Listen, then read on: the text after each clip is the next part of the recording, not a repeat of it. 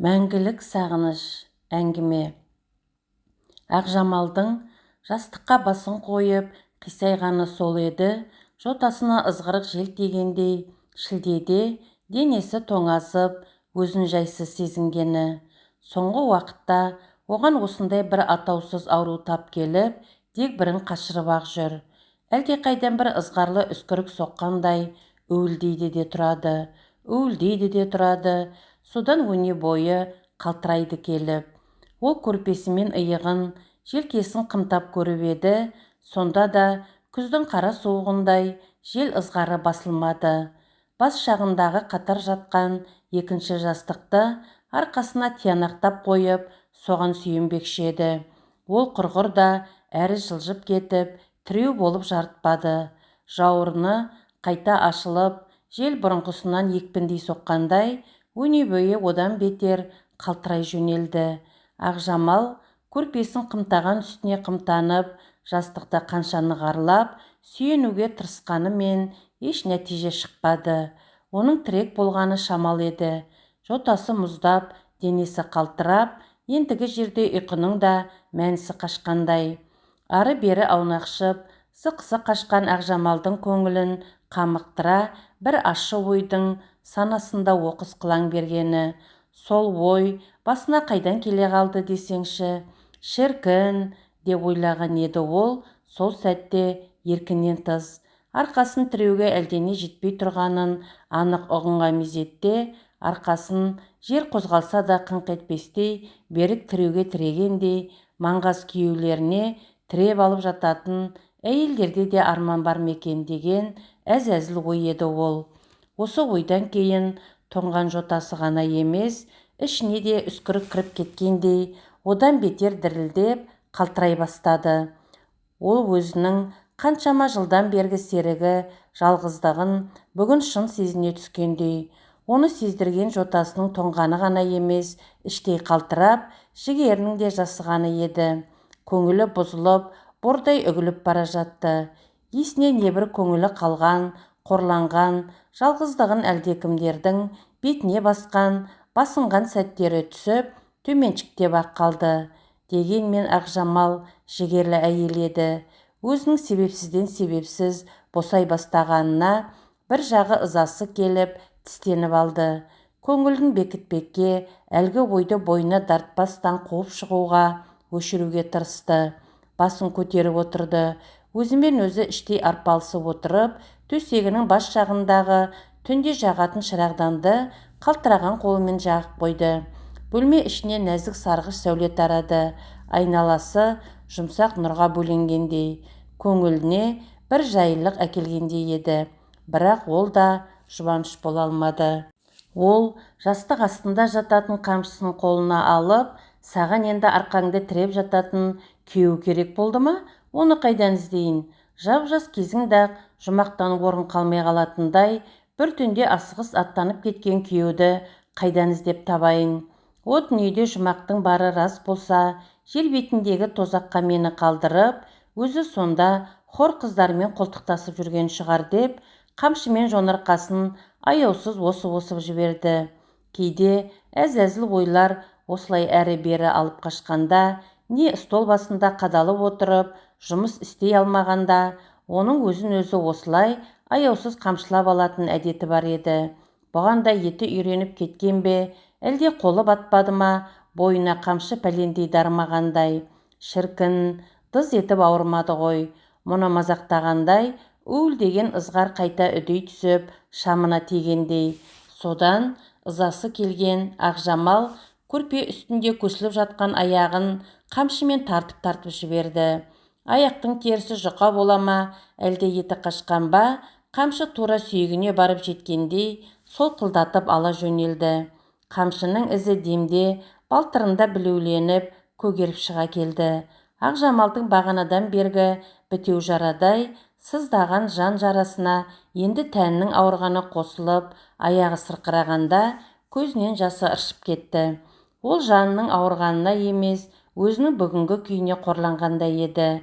Ағыл-тегіл жылады. Ойына не түспеді десеңші? Ақжамалда тағы бір ой дерті бар еді. Ол әлде қандай ойлағаны жүзеге аспаса, сәтсіздікке кезіксе, соның бәрін күйеуінің жоқтығынан көруші еді. Бүгін де бойының тоңғанын содан көріп отырғаны. Арқасын күйеуінің бауырына тіреп жатса, бұлай тоңбас па еді? Күйеуі барда күні бойғы тынымсыз жұмыстан босап, төсекке бас қойған кезде Ақжамал қатты еркелеуші еді. Күйеуінің оңашадағы өзіне ынтазар сәтінде жорта бұлданып, ананы алып берші, мынаны кигім келеді, андап бар, мындап бар деп уәдесін алғысы келіп, ерке қылық көрсетуші еді. Күйеуі марқұм тілек айтатын кезді тапқан екенсің деп күлетін. Мақұл, бәрін әперемін де уәдесін де беретін. Артынша ұмытып кететін еді ғой сабазың. Күйеуінің құшағында еркелеп жатып ұйықтайтын. Таңертең күйеуінің құшағында еркелеп оянатын кезін сағынған еді. Ол әр әйелдің табиғи тілегі болар. Сол бір кез қайта оралып келер ме еді шіркін? Ойына не түспеді десеңші? Жалғыздықтың зарын тартатындай Ақжамал кімнен кемеді? Әйелдік бағы неге ерте қайтты екен? Ол 40-тан асақ, ерінен қалса да тістеніп, намысқа тырысып, қаншама жылын сыр бермей, жалғыздықта өткеріп келеді. Ендігі жалғызсырауына жол болсын. Ол тізесін бүгіп, аяғын бауырына алып, балтырын сипап отырып егіліп ұзақ жылады. Кенет сықыр етіп есік ашылып, біреудің сұлбасы көрінді. Жас перделеген көзіне кіріп келе жатқан жанның түрі анық көрінбесе де, күйеуін шырамытқандай болды. Ақжамал астапыралла, бісмілләхи деп іштен күбірлеп дұға қайыра бастады. Апа, неге жылап отырсың? Деп ол құшақтай алғанда атасынан аумай қалған үлкен немересі Айған екенін білді. Аяғым ауырып отыр, деді ұялғаннан. Апа, не болды? Төсектен құлап қалдың ба, әлде аяғыңды бірдеңеге соғып алдың ба? Балтырың неге көгеріп кеткен? Деп отыра қалып, мұның аяғын сипай бастады. Әбден тоңып қалыпты ғой, деп бас жағындағы томбадан қыздырғыш жақпамай алып жаға бастады. Аяғын әбден майлады. Жылы шұлығын қайда кигізейін, дейді елжіреп. Ақжамал, сенен садаға ғана кетейін деп, немересін айналып толғана бастады. Шұлығын қайда деймін? Көрпенің аяқ жағын көтеріп қараш. Айған әжесінің жылы шұлығын тауып кигізіп, көрпесін қымтап жапты.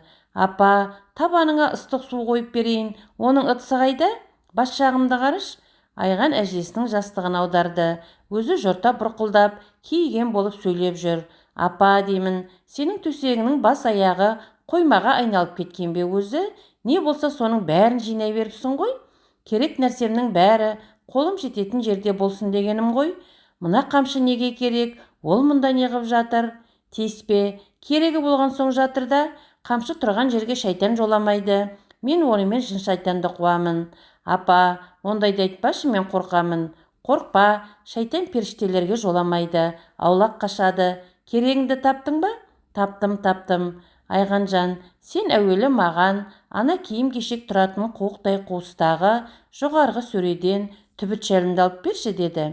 Бір жылап алған соң Ақжамалдың санасы шайдай ашылған, ойы тұнық еді. Ол жотасына керек емді енді дәл тапқандай. Апа, деймін, өзіңнің бойың аласа, керек затыңды неге жоғары сөреге тастайсың? Оған менің де бойым жетпейді екен. Немересі бұрқылдап әжесіне киіп жүр. Әй, өзің ұрысқақ болып кеткенсің бе? Ана орындықты апарып қойып, соған шығып ал. Аха, сенің мына толған қораптарының үстінде орындықты қалай қояды екенмін? Қалай қойсаң солай қой, тек құлап қалмай, маған шәлімді тауып берші. Апа, мына сөре толған қалта ғой, шәлің қайсында екенін қайдан білемін? Ашып қара, қолыңды сұғып тексер.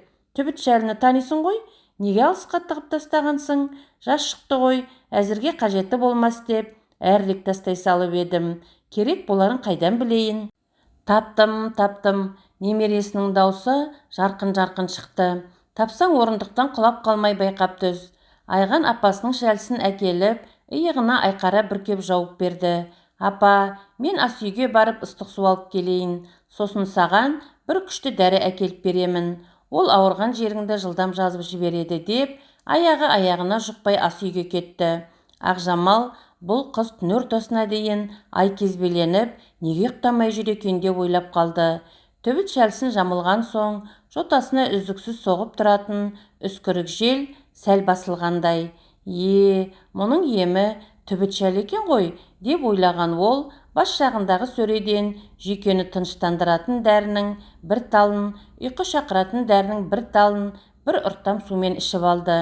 Қайтып келген немересі ыстық су толтырылған резеңке торсықты табанына қойып, көрпесін қымтап, жауып әуре болып жүр. Әжесі одан неге ұйықтамай жүргенін сұрап еді, ол тура жауаптан жалтарып: мен бағана бір қарағанда сенің бөлмеңде жарық жоқ болатын, ал жаңа қарасам, есігінің астындағы саңылаудан жарық түсіп тұр.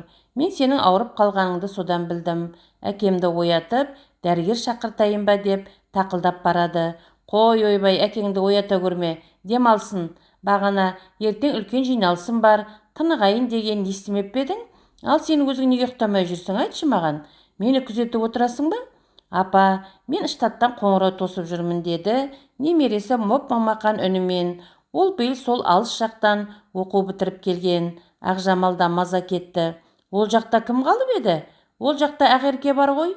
Әкеңнің саған кешкі 9-10-нан кейін ешкімге телефон соғып, мазасын алма дейтінін ұмытқансың ба? Түн ұртысына ол не алған қоңырау? Деп бәйек болды әжесі. Апа, білмейтін нәрсеңді айтпасаңшы, бізде түн болғанымен штатта қазір күндіз, айырма 12 сағат. Ақерке сабақтан шыққан соң телефон соғамын деген, соны тосып жүрмін. Ақеркенің атын естіген әжесінің даусы жұмсарып: Ақерке болса сөйлесе ғой, деп демде көңілі жайланып, жайдарлана қалды. Ақерке күйеуінің жас кезінен бергі досының немересі еді. Онымен сөйлеспе деп қалай айтсын? Өтірік айтқан жеріңде көп тұрма дегендей. Апа, ал жатып ұйықта, мына дәріні жұтып қоймай, таңдайыңа салып сорып жат, сонда тез ұйықтайсың, деп дөңгелек бір үлкен дәріні аузына тосты. Егер тағы ауырсаң, шамыңды жағып қой, мен қарап жатамын, деп бұның бас жағындағы шамды сөндіріп, немересі тез шығып кетті. Есікті әдейіге жартылай ашық қалдырды. Ақжамал: дәуде болса әлгі қу қыз маған өтірік айтты-ау, деп ойлады. Өткенде ғана сұрағанда Ақерке Еуропаның бір қаласында оқиды деген сияқты еді. Ал енді түн ішінде ол қалайша штатта бола қалды деп секем алған ойы сансаққа жүгіреді. Штаттан телефон соғатын Ақерке болмаса, онда кім? Ақжамалдың көкірегінде бір жорамал бас көтерді. Шынын айтқысы келмегеніне қарағанда, шамасы жігіттен телефон тосып жүрмекен. Осы ой басына келгенде ақ, оның жүрегі елжіреп, өкпе бауыры езілгендей күй кешті. Қарағым-ай, сенің де қылтиып қыз болып бой жетіп қалғаның ба? Сенің де аңсарлы жылы лебіз күтетін жасқа жеткенің бе, деп қолқа жүрегімен бар жолын жүйкесімен емірене елжіреп ұзақ отырды. Ақжамал өзінің күйзелісінен тез сергіп, бой жетіп келе жатқан немерелерін ойлап: япыр-ай, менің әлгі бір жылағаным асылық болды-ау, менікі ненің азабы? Баяғыда бақилық болған күйеуді енді іздегенім, қай сасқаным? Тәңірім-ай, менің әлгі бір оқыс ойларымды кешіріп, жарылқай көр. Жасаған ем, жылаған мен ақ жылап өтейін. Мына қарғаларымның мен құрбан ақ болайын. Тәңірім, мына желкілде өсіп келе жатқан немерелерімді жылата көрме. Қосақтарымен қоса ағарта көр. Немерелерімнің маңдайларына өздерінің қадіріне жететін адал жар жаза көр. Жандарына сүйеніш болатын сенімді қосақ бұйырта көр, деп ұзақ тілеу тілеп дұға оқыды. Ақжамалда қазір одан басқа ой да, тілеу де қалмаған болатын. Қарақтарым-ай, сендер жыламай жүрсеңдер болды. Менде одан басқа қандай арман, тілек болсын, деп барлық болмысымен тілеу тілеп көп отырды. Жотасынан уілдеп соққан жел бағана басылған, бірақ көңілі алаң, немерелерін ойлағанда байыз таппай кетіп еді. Бірте-бірте сабырға келіп, қобалжыған көңілі орнына түскендей. Біреу телефон соғады екен деп сонша уайымға түскен емес. Бойы жылынған соң, өзінің ішкен дәрісінен бе, әлде немересінің дәрісінен бе маужырап, ұйқы меңдей бастаған соң, жастыққа қисайған. Самайына қарай қос тамшы сырғанап бара жатты. Ол өксікті өкініш жасы емес, немерелерінің бақытын тілеген тілеуқор көздің жасы еді. Осы күннен кейін Ақжамалдың иығынан түбіт шәлісі, қысы-жазы, күндіз-түні түспейтін болған. Екі жастың біріне келмей, әйелдік барша аңсарын, арманын көкірегінде тұншықтырған ол қарттыққа ерте бойұсынып бара жатты. Күндіз-түні күбірлеп, ерні жыбырлап, немерелерінің тілеуін тілеп жүргені. Оны көргенде былайғы жұрт, әлгі күбірлеп жүретін Ақжамал кемпірше деп сөйлейтін болған.